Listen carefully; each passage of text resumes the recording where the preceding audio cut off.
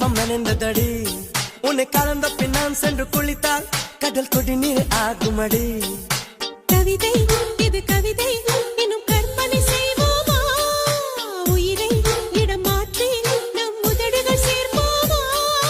அம்மம்மா நுனி விரல் தொட்டே என் இதயம் பதறியதே. ஆழங்கள் தொட என்